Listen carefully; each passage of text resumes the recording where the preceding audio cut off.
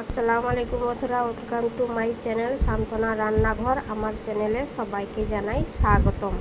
আজ আমি বানাবো সরষে ঢেঁড়স। চলো তোমাদের সাথে শেয়ার করি সরষে ঢেঁড়স বানাতে কি কি উপকরণ লাগবে সেগুলো তোমাদের দেখাই। এখানে আমি 500 গ্রাম ঢেঁড়স নিয়েছি। ঢেঁড়সটা ভালোভাবে ধুয়ে কেটে নিয়েছি। এখানে দুটো টমেটো বাটা নিয়েছি, হলুদ গুঁড়ো, লঙ্কার গুঁড়ো, দুটো কাঁচা লঙ্কা বাটা, স্বাদ মতো লবণ আর সামান্য পরিমাণ কালো জিরে। আর নিয়েছি 2 টেবিল চামচ সর্ষে বাটা। আর নিয়েছি সর্ষের তেল। প্রথমে কড়াইয়ে তেল দিয়ে দেব।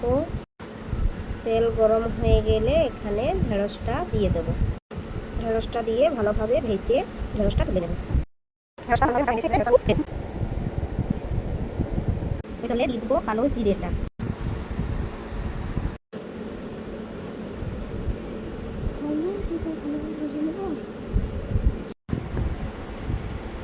টমেটো বাটাটা দিয়ে দেবো।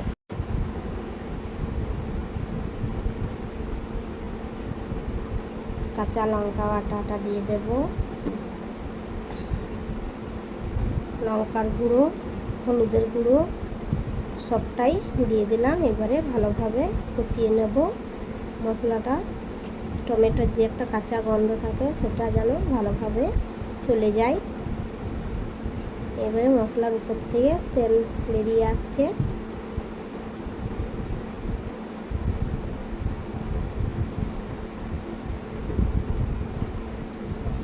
কষানোর পর এইবার 2 কাপ পরিমাণ মতো পানি দিয়ে দেব।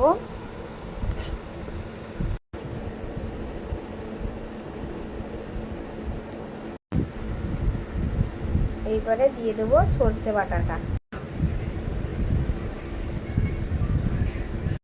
এবার দিয়ে দেব স্বাদ মতো লবণ। লবণটা দেওয়া হয়ে গেলে ভালো মতো নেড়ে নেব। তারপর 1 মিনিট জলটা ফুটিয়ে নেব। জলটা 1 মিনিট ফুটিয়ে নিয়ে জলটা ভালোভাবে ফুটে গেছে। এবারে দিয়ে দেব ভাজা ঢেঁড়সগুলো। ঢেঁড়স দিয়ে ভালোভাবে নেড়ে নেব।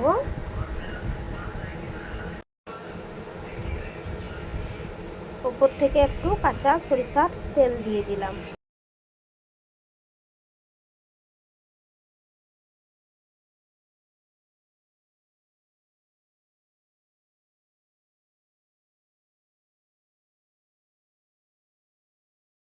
এবারে আমার ঢেঁড়স রান্নাটা হয়ে গেছে। একটা পাত্রের মধ্যে আমি ঢেলে নেব।